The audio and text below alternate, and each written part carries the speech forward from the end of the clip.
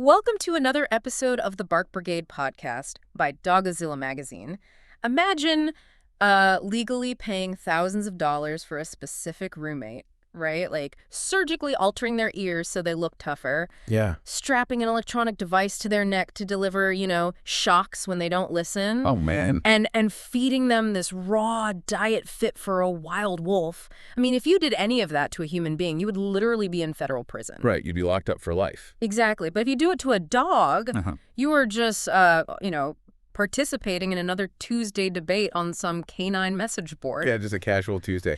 It is incredibly strange when you step back and actually look at it because usually when we talk about dogs in passing, there's this universal warm, fuzzy sense of agreement, right? Sure. Dogs are loyal. They're our best friends. They bring us pure joy. But the second you actively step into the world of dog ownership, and the canine community specifically, you realize you just walked into an absolute minefield. It really is. Yeah. And, it's a jarring transition for a lot of first-time owners. On the surface, it's all like wagging tails and puppy dog eyes. Right.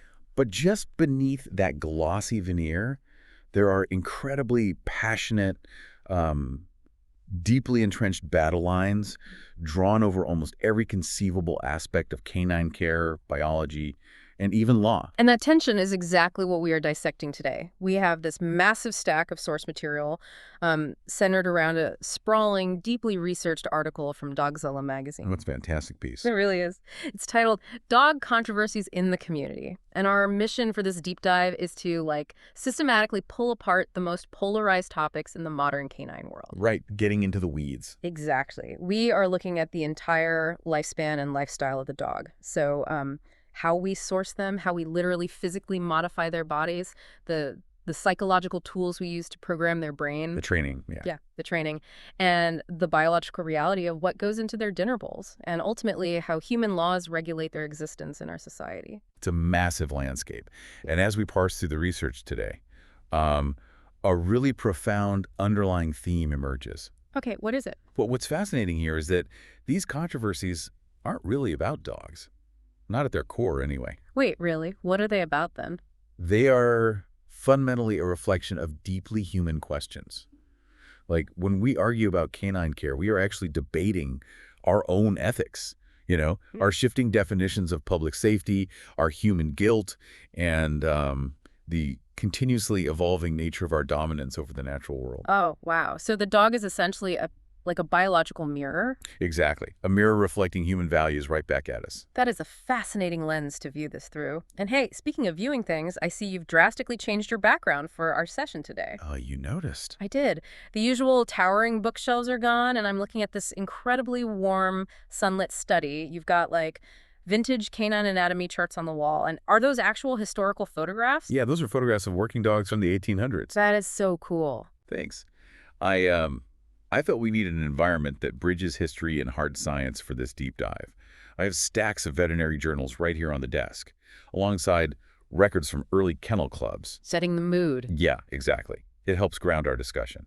It reminds us that while we are exploring human opinions and philosophies, we are ultimately talking about real, living biology and centuries of recorded history. I love it. It sets the perfect tone. Because, before we can even talk about how to raise, train, or feed a dog, we have to talk about how that animal literally enters your life. Right. The starting point. Yes, the genesis point of dog ownership. Which brings us to one of the most visible, deeply emotional divides in the community, the ethics of sourcing. Yes. The breeding versus adoption debate. Exactly. And I want to look at the shelter statistics first because the sheer scale is staggering. I mean, we are talking about millions of dogs sitting in local, municipal, and private shelters at any given moment. It's a huge interconnected pet ecosystem. It is. And the primary argument from adoption advocates is incredibly straightforward and highly emotional, right?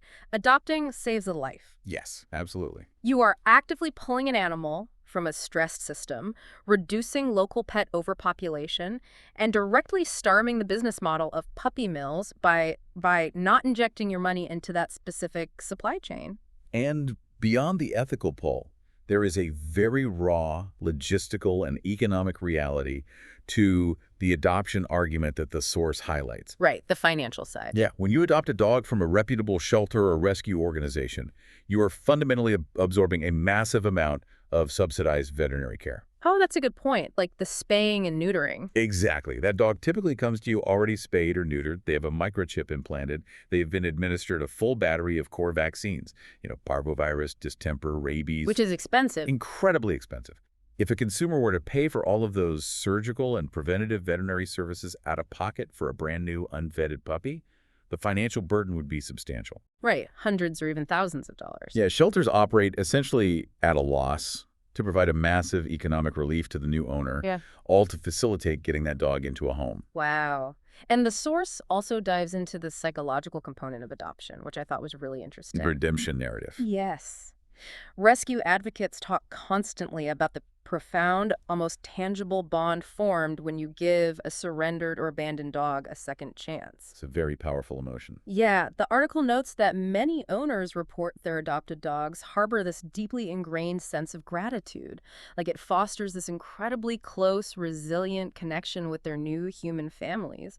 You aren't just buying a pet, you are participating in a redemption story. That redemption narrative is incredibly powerful, and it is the primary engine behind the global adopt, don't shop movement. For sure. However, the Doggozila piece is very careful to thoroughly present the opposing side of this coin, because the proponents of dog breeding are not operating out of malice or, a desire to harm sheltered dogs. Right, they have their own philosophy.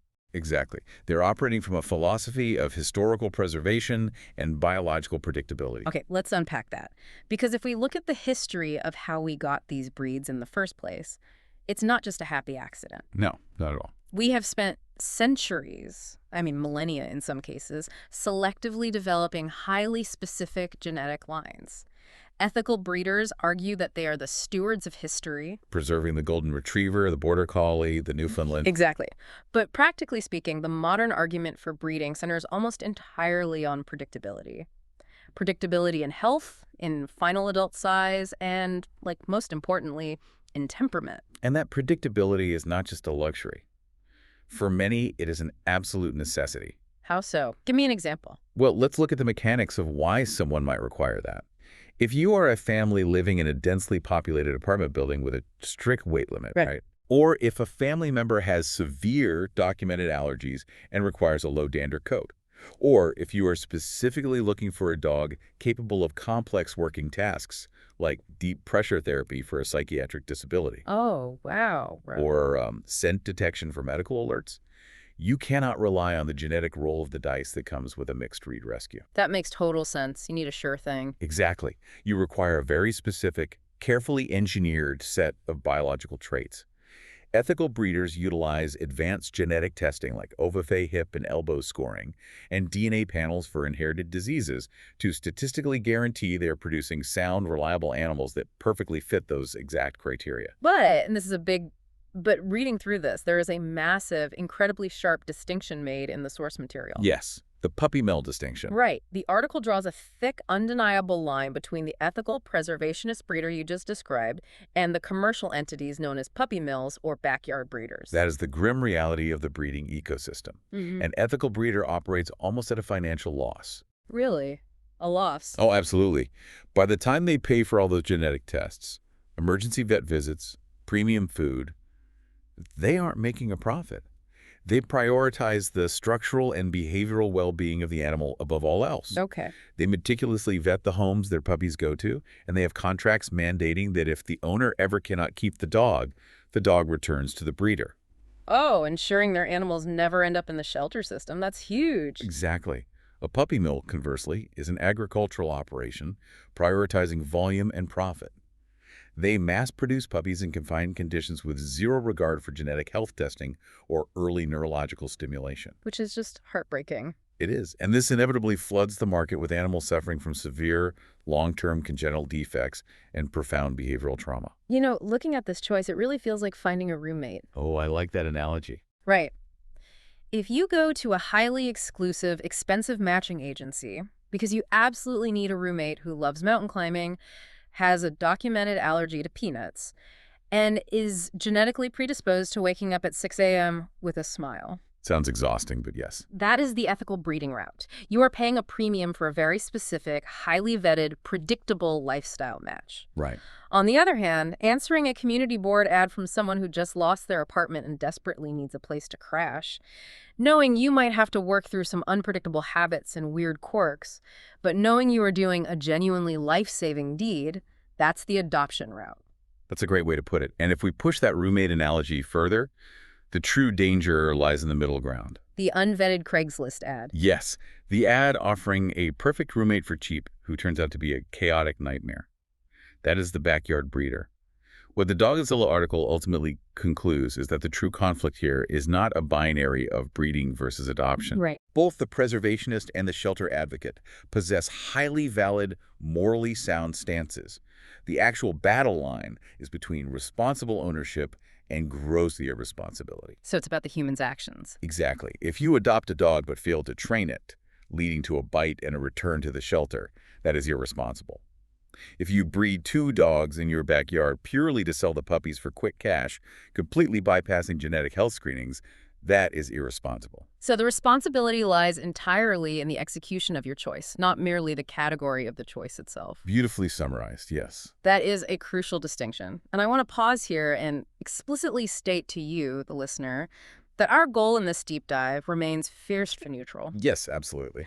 We are honoring both the tireless rescue volunteer pulling dogs from overcrowded municipal shelters and the dedicated ethical breeder spending thousands of dollars on genetic testing to preserve the health of a historical brood. We aren't here to tell you which path to walk. Indeed. But what is universally true is that once you make that choice and you actually bring that dog into your home, whether it's a purebred puppy with a lineage tracing back to Victorian England or a scruffy terrier mix with a completely opaque past, the controversies do not cease. No, not even close. No. In fact, they become intensely physical because the very next debate many owners face revolves around whether the physical anatomy of the dog should be surgically altered to fit our expectations. Right. We've talked about how humans selectively choose a dog's genetics, but that desire for total control doesn't stop at birth. It bleeds directly into how we physically carve a dog's body to fit an aesthetic. The body modification debate. Yes, we are moving into the body modification debate, focusing heavily on 2 highly visible, polarizing procedures: ear cropping and tail docking. This is an incredibly fraught intersection of historical tradition, modern veterinary medicine, and basic animal welfare. Let's start by looking at why people are actually doing this today. Historically, and even currently within certain show rings, proponents argue that these surgical procedures align with deeply ingrained historical breed standards. Right. The look of the dog. Yeah, a Doberman Pinscher is supposed to have tall, pointed ears. A boxer is supposed to have a short, stubby tail. But the source points out that the pro-modification camp doesn't just rely on looks, right? They argue there is a genuine functional utility to these surgeries. They do. The functional arguments are deeply rooted in the historical jobs these animals were engineered to perform. Like what? Let's look at ear cropping. Historically, dogs used for hunting large, dangerous game, or livestock guardian dogs, protecting sheep from wolves, had their ear flaps removed to prevent predators from having a convenient handhold to grab and tear during a fight. Okay, so tactical advantage. Exactly. And today, some proponents claim that removing the ear flap increases airflow to the ear canal, theoretically preventing chronic ear infections in breeds prone to them. And the argument for tail docking follows a similar historical logic, right? Precisely. Yeah. Now, tail docking is the surgical amputation of a portion of the dog's spine. Wait, spine? Yes, because the tail is simply the final extension of the vertebral column. Ouch. Historically, working dogs hunting through dense, thorny brush or herding heavy cattle were at risk of severe tail trauma.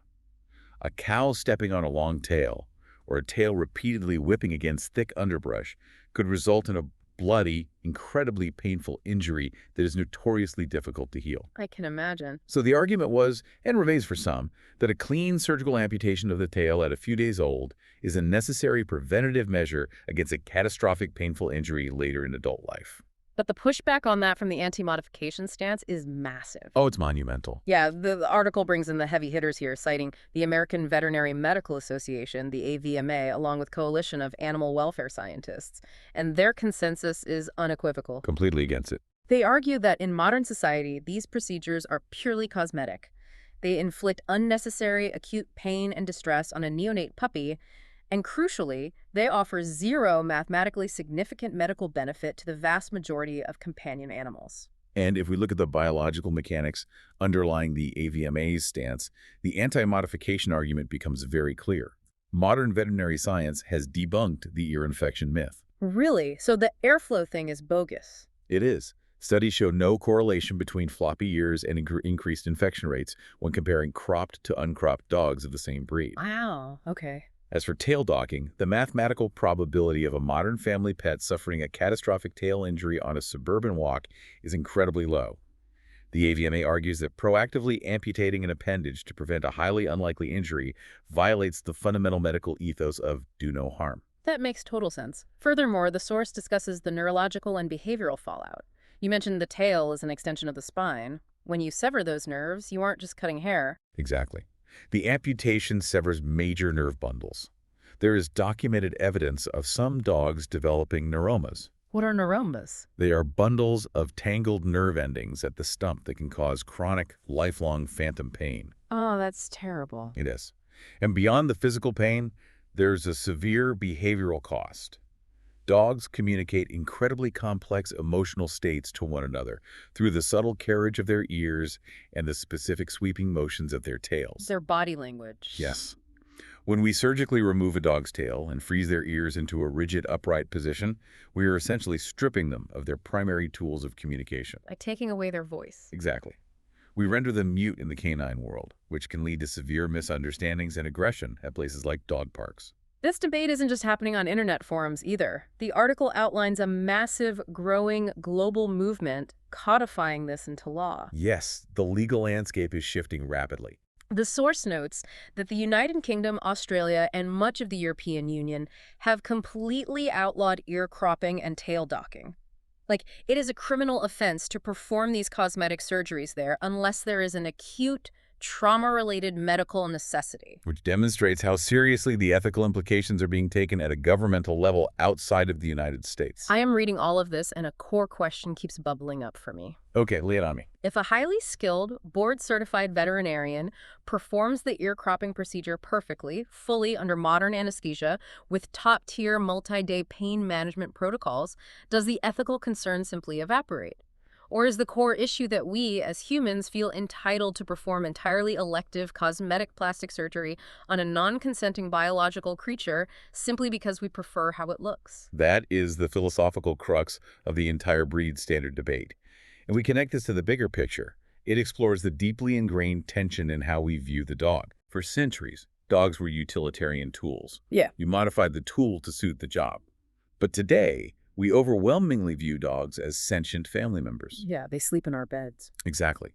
So when a human values an aesthetic silhouette so highly that they're willing to subject a puppy to surgery, general anesthesia, and weeks of painful healing and taping just to achieve a specific look, we must critically examine our motives.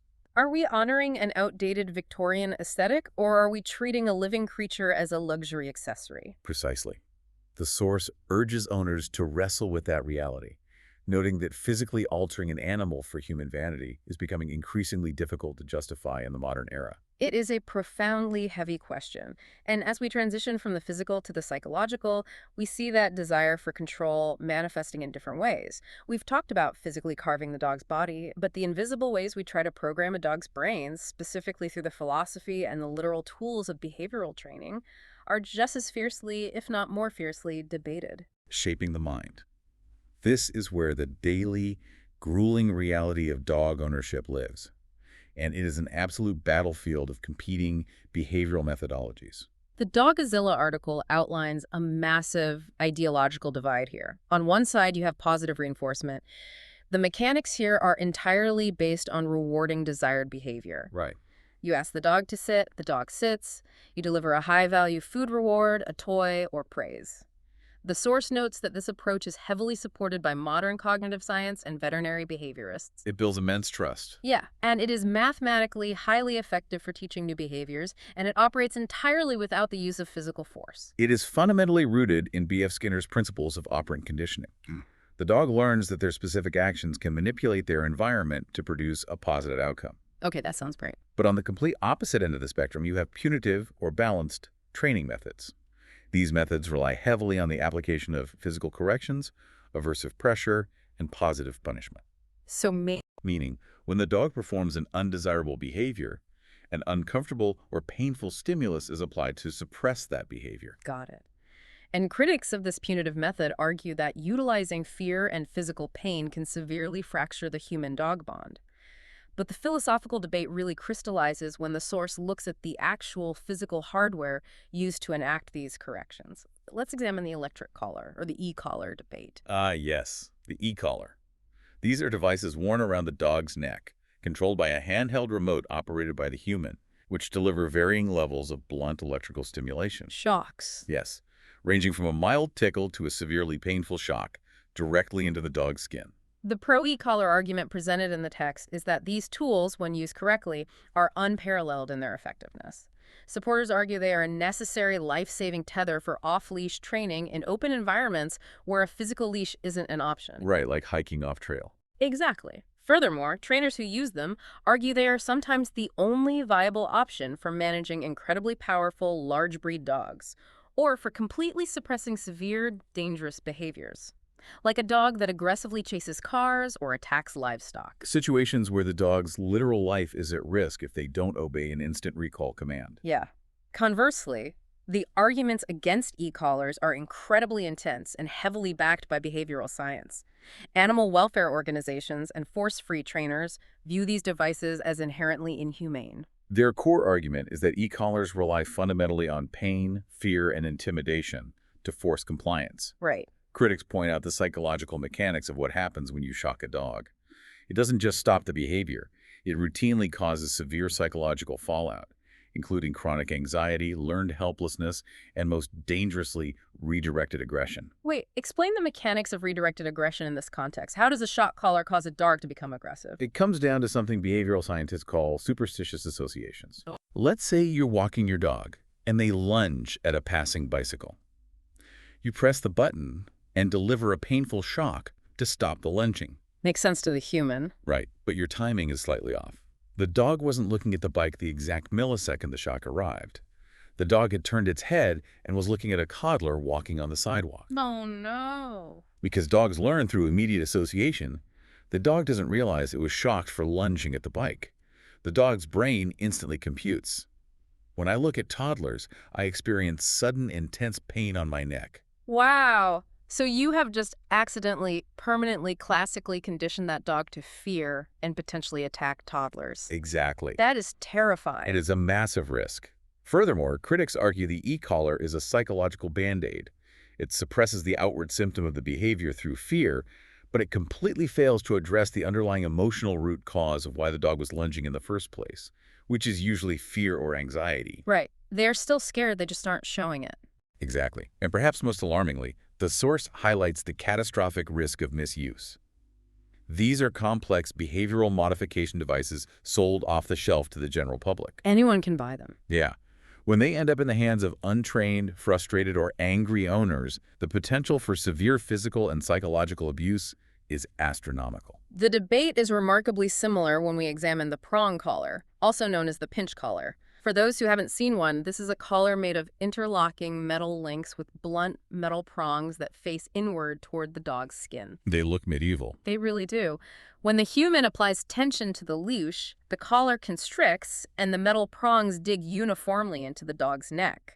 The proponents argue it gives the smaller owner vital mechanical leverage over a massive, incredibly strong dog. Right, for safety and control. Yeah, they argue that biomechanically it is actually safer than a standard flat collar or a choke chain, which can crush a dog's windpipe if they pull too hard, whereas the prong distributes the pressure evenly. But the physical and psychological cons are severe. Misuse of metal prongs digging into a neck causes obvious acute discomfort. Yeah. The source notes that veterinary clinics frequently treat severe physical harm caused by these collars. Extensive bruising, deep puncture wounds that become infected, and permanent structural damage to the dog's trachea, esophagus, and thyroid gland from repeated blunt force trauma. That is brutal. And again, the behavioral critics point out the exact same flaw as the e-collar. Pain compliance doesn't teach the dog what they're supposed to do. It only punishes them for what they're currently doing. It doesn't fix the underlying behavioral deficit. Reading through these incredibly heated arguments in the Doggozilla piece, I find myself circling back to an analogy. Oh, let's hear it. Here's where it gets really interesting. Is the tool itself the absolute villain here, or is it the profoundly uneducated human holding the leash? It sounds remarkably like giving a high-powered industrial table saw to someone who has never even read the instruction manual. Well, that's a great comparison. A master seasoned carpenter can use that power tool to build a structurally sound house efficiently and safely. But if a total novice, a frustrated amateur who just bought it at the hardware store, turns it on, they're almost guaranteed to tear the walls down and critically injure themselves and everyone around them in the process. Is the e-collar and the prong collar the power tool in this scenario? And to push that power tool analogy further, if you mess up a cut with a table saw, you just ruin a $50 piece of wood. You throw it away and start over. Right. If you mistime an electronic correction by 2 seconds, as we discussed with the superstitious associations, you have permanently traumatized a sentient being. You cannot just throw the dog away and start over. Wow, yes. Stakes are completely different. The tool has a theoretical utility in highly specific, expert, incredibly controlled hands, but it possesses immense volatile potential for destruction in amateur hands. This takes us a step further into the source's actual proposed solution to this entire training war. The article emphasizes that the key to moving past these tool-based controversies is a fundamental, rigorous education in canine cognition. Because dogs are not speaking English. We are demanding they understand us, but we rarely bother to learn their language. Exactly. Dogs are communicating constantly, nonstop, but their language is entirely physical. They communicate through incredibly subtle shifts in body language. Like what kind of shifts? A hard stare, a slight freezing of the shoulder muscles, the carriage of the ears, rapid lip licking, yawning when they aren't tired, showing the whites of their eyes, what trainers call whale eye. Oh, I've seen that. These are all critical communications indicating stress, fear, or impending aggression. The article stresses the absolute necessity of a holistic, highly individualized approach to training. There is no universal one-size-fits-all method. Right, you have to read the individual dog. Yes. If you have a deeply shy, under-socialized, fearful rescue dog, slapping a metal prong collar on their neck is going to completely shatter their psyche. They need intensive confidence building, which dictates a purely positive reinforcement protocol. Makes sense. Conversely, a highly driven, high-energy working breed like a Belgian Malinois bred for police work requires incredibly clear, firm, consistent boundaries and massive amounts of physical and mental structure to avoid becoming destructive. You have to train the specific dog standing in front of you. I love that the source ultimately brings this back to the concept of the whole dog. It's not just about getting a dog to robotically sit or stay on command. It's about managing their holistic well-being. It really is. The article provides highly specific examples. It discusses treating a highly reactive or anxious dog, not just by shouting commands at it, but by implementing complex, scientifically backed desensitization protocols and classical counter-conditioning. It proves that modern training is actually about managing the dog's overall mental and emotional health framework. And their physical health, too. Right. The source makes a fascinating connection, noting that for a chronically overweight, lethargic, or physically unhealthy dog, the most important training regimen an owner can implement has nothing to do with obedience commands and everything to do with overhauling their diet and exercise routine. Everything is connected. The physical, mental, and emotional needs of the animal are inextricably intertwined, which, perfectly enough, bridges us directly into the next massive, multi-billion-dollar battlefield of dog ownership. What exactly are we putting into their dinner bowls? Oh, the nutrition debate. Training manages a dog's outward behavioral symptoms, but their internal biological health is governed entirely by their daily standards of care and their diet. And if you have ever stood in the pet food aisle of a modern, high-end grocery store, you know this space is surprisingly controversial, fiercely debated, and incredibly overwhelming for a consumer. It is a staggering industry, entirely driven by intense marketing and heavily guarded scientific formulations. Before we hit the food, the source briefly touches on general care standards, noting that there are debates around almost every aspect of basic maintenance. Oh, definitely. You have the traditional camp advocating for rigorous, standardized schedules of annual vaccines, chemical flea and tick preventatives, and conventional veterinary checkups. And pushing against that, you have a rapidly growing movement of owners leaning heavily into holistic naturopathic approaches. Utilizing veterinary acupuncture, raw herbal remedies, essential oils, and minimal, tighter-tested vaccination schedules to avoid over-medicating the dog. Even basic grooming is debated. Do you maintain a high-maintenance, constant professional grooming schedule for a poodle or stick to rugged, basic care? Are untrained owners actually safely trimming black nails and cleaning deep ear canals, or is that causing more trauma and best left to professionals? Those debates reflect a broader societal shift towards holistic health, mirroring human wellness trends. But the absolute epicenter of controversy in daily canine care, the true heavyweight fight, is the great nutrition debate. Premium versus standard. Specifically, the war between ultra-premium boutique diets and standard science-backed commercial diets. This is a wild, fascinating sector. Let's examine the premium grain-free argument first. Over the last decade, these diets exploded onto the market. They are heavily, aggressively marketed as being closer to the dog's ancient evolutionary roots, the so-called wolf diet. The packaging is always so striking. The packaging is beautiful, featuring pristine wilderness. They boast high-quality, exotic, human-grade proteins, real deboned chicken, wild-caught Alaskan salmon, venison, bison. This meat is mixed with whole fruits like blueberries and cranberries, sweet potatoes, and absolutely zero grains. No corn, no wheat, no soy. And proponents of these premium diets, backed by heavily funded marketing campaigns and some select studies, suggest this biological approach dramatically lowers the risk of food allergies, aids in incredibly smooth digestion, creates brilliant shining coats, and significantly combats the massive epidemic of canine obesity. I mean, it sounds like an absolute biological utopia. It appeals directly to a human's desire to provide the purest, most natural sustenance possible. It does. But then we must rigorously examine the standard balanced diet argument, which is heavily backed by the vast majority of board-certified veterinary nutritionists. The critics of the premium grain-free push argue a very fundamental biological point. Dogs are simply not wolves. They share an ancient common ancestor, yes, but their biology has diverged significantly. Dramatically so. Yeah. And the proof is right there in their DNA. As human societies transition from hunter-gatherers to agricultural farming societies over tens of thousands of years, dogs evolved right alongside us, literally scavenging the starchy, grain-heavy remnants of human civilization. They ate our scraps. Exactly. Evolutionary biologists have pinpointed the ANY2B gene mutation. AMY2B. Yes. Oh. Wolves typically possess only 2 copies of the ANY2B gene, which produces amylase, the enzyme required to break down starches. Modern domestic dogs, depending on the breed, can possess up to 30 copies of this gene. Wow, 30 copies. They literally, molecularly evolve the biological machinery required to efficiently digest and draw heavy nutrients from agricultural starches and grains. So, the entire premise that a dog physically cannot process a grain like corn or rice is scientifically false. Completely false. This raises an important question, right? The source makes a poignant note that critics argue there is no definitive, universally accepted scientific proof that a boutique, grain-free diet is medically superior for a healthy, average dog. Right. And there are some dangers too, aren't there? Yes.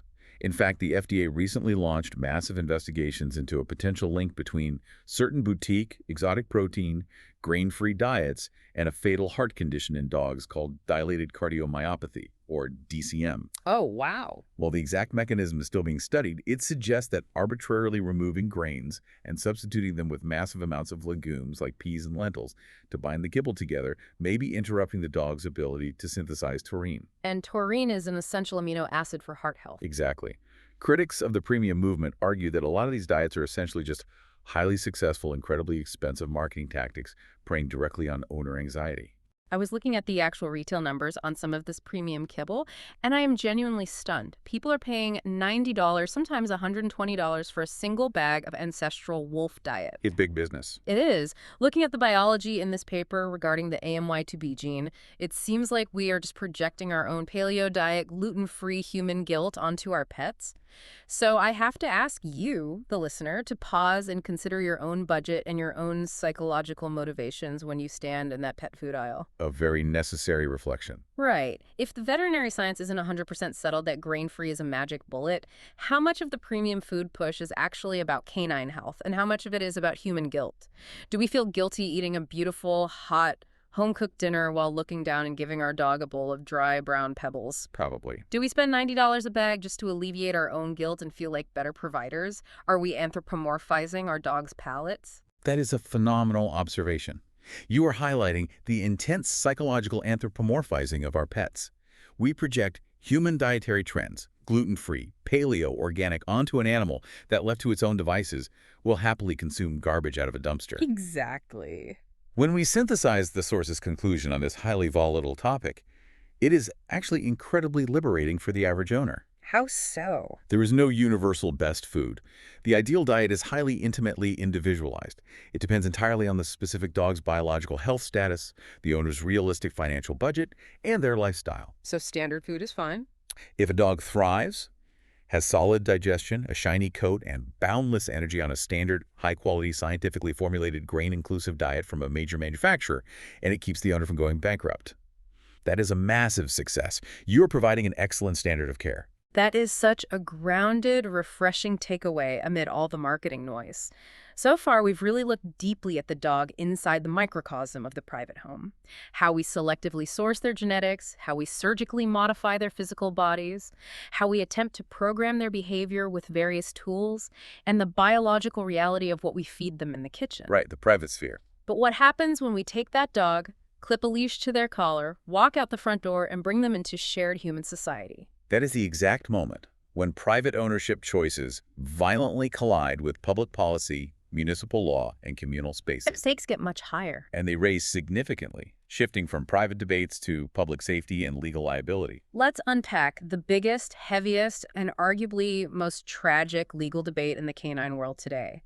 Breed-specific legislation, commonly referred to as BSL. Very heavy topic. First, let's strictly define it based on the parameters in the source. BSL refers to sweeping public laws that strictly regulate, restrict, or outright ban the ownership of specific dog breeds within an entire municipality, city, or even a country. Yeah. The source notes the main targets of these bans are often grouped together colloquially as bully breeds, American Pit Bull Terriers, Staffordshire Terriers, Rottweilers, Doberman Pinschers, and occasionally Mastiffs or Chow Chows. These are breeds that, due to historical usage or media portrayal, carry a heavy societal reputation for being inherently dangerous. Right. And the argument in favor of BSL, the pro-BSL stance, is strictly, unapologetically focused on public safety. Supporters of these municipal laws are trying to mitigate severe, catastrophic, and sometimes fatal dog bites and attacks. They are looking at the data. Yes, they look at medical statistics of severe tissue damage caused by certain powerful breeds with massive jaw strength. Their argument is that restricting those specific genetic lines from living in densely populated public spaces is the fastest, most effective, and most logical way to protect citizens, particularly children and the elderly. It is an argument born out of a desire for absolute public security. But the anti-BSL argument, which the Doggozila article details extensively, is supported by a massive, unified coalition of veterinary scientists, behavioral experts, the American Bar Association, and the CDC. A huge coalition. Yes. They argue a fundamental scientifically proven point.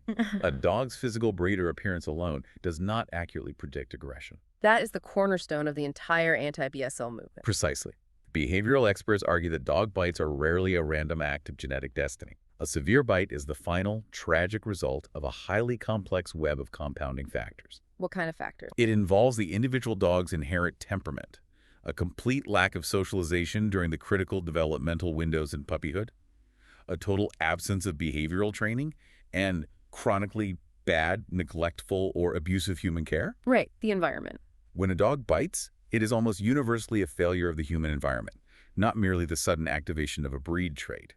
Therefore, critics view BSL as fundamentally flawed, unscientific, and grossly unfair discrimination based purely on physical aesthetics. And the source highlights a very grim reality.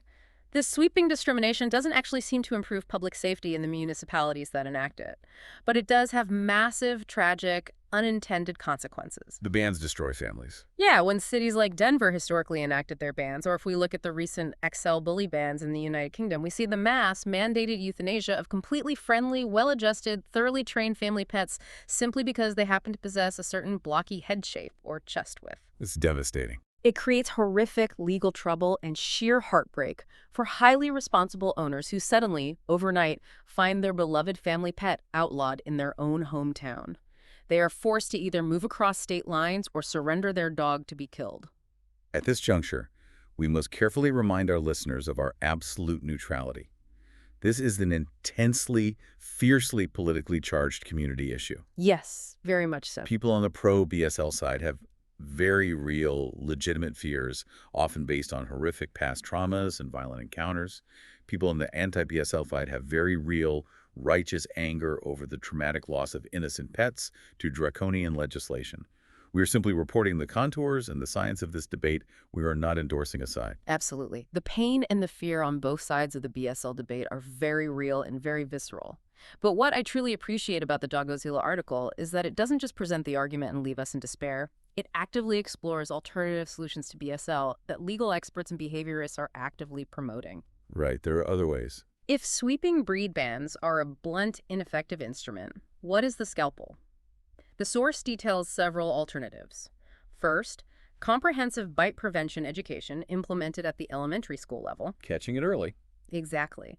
It suggests making basic certified obedience classes legally mandatory for all dog owners, regardless of breed.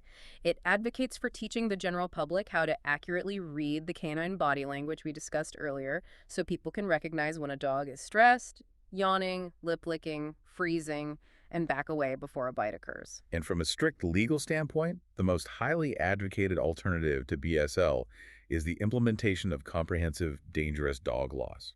How do those differ from BSL? Rather than preemptively punishing an entire breed based on statistics, these laws target the individual aggressive dog and its owner, regardless of whether that dog is a pit bull, a German shepherd, or a golden retriever. Oh, okay, so it's about the specific dog. The mechanics of these laws are based on behavior, not genetics. If a specific dog of any breed shows documented dangerous behavior or bites someone unprovoked, the law requires that specific owner to take immediate, legally binding action. Like what? This could include a mandate to securely muzzle the dog in all public spaces, erect specific 6-foot secure fencing at their home, or carry a massive, specific liability insurance policy. It places the heavy burden of public safety squarely on the shoulders of the accountable individual human, rather than condemning an entire breed of dog. Accountability.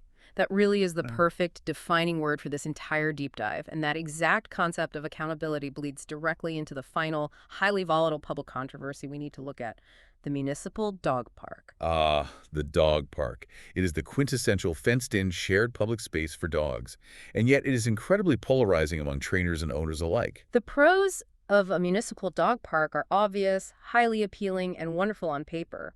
It is a designated, legally safe space for massive, off-leash energy burning, which prevents neurotic and destructive behaviors back at the owner's home. It provides vital, varied socialization for the dogs. Yeah, exposing them to different play styles.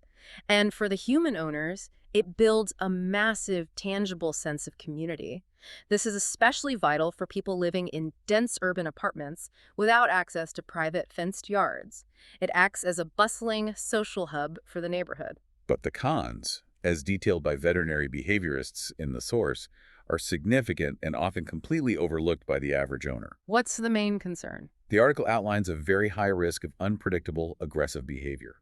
When you dump dozens of strange dogs of varying sizes, temperaments, and training levels into a highly stimulating enclosed environment, you create a powder keg. That makes sense. Even normally friendly dogs can quickly become overstimulated, leading to intense resource guarding over a stray tennis ball or a specific corner of the park. There is a massive risk of disease transmission if irresponsible owners are bringing unvaccinated dogs or dogs with internal parasites into the shared soil. Gross, but true. But the absolute biggest issue, the catalyst for most of the violence, is the sheer chaos caused by inconsistent rules and human owners completely failing to actively supervise or intervene when their dog's body language shifts from play to predation. You know, looking at all of this, dog parks kind of sound exactly like an unsupervised high school cafeteria. That's spot on. Right. It is a great place to socialize, hang out, burn off steam, and make friends. But if there are no teachers around to actively read the room, to manage the shifting energy levels, and to step in when a joke goes too far, a friendly, rambunctious game of dodgeball can turn into an all-out, violent brawl in a matter of seconds. And because we are dealing with animals with teeth, someone is going to get severely hurt. That cafeteria analogy is incredibly accurate because it highlights the absence of authority. When you look at both breed-specific legislation and the chaos of dog parks through the analytical lens of the Doggozila article, you see they are deeply, inextricably connected by that core concept of human accountability. It all comes back to us. Both issues highlight the intense, often dangerous tension between our desire for human control and raw animal instinct when we bring our private, biological pets into shared public spaces. It all circles back to the source's central, overriding thesis for the entire global dog community. Which is? We are in desperate need of widespread scientific education. We need constant, vigilant supervision of our animals, and we need to foster a culture of unwavering, profound human responsibility. Okay, let's unpack everything we've learned today because we have covered an absolute massive amount of terrain in this deep dive. We really have. We started at the very beginning with the deep, emotionally charged ethical devise of sourcing the preservationist arguments of breeding versus the life-saving logistics of adoption. We looked at the heavy historical and biological debate surrounding body modifications, exploring the anatomy and the ethics of ear cropping and tail docking. Then the training. Right, we ventured into the polarizing, highly technical and psychological world of training tools, dissecting the mechanics of operant conditioning, e-collars, and the necessity of understanding canine body language.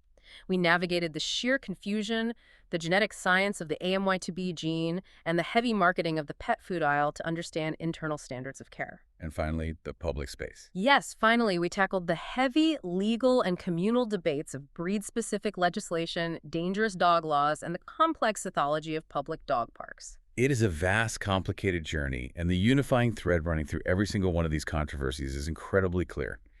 Being a dog owner in the modern world is not and cannot be a passive experience. No, it takes work. It requires constant, active, informed decision-making.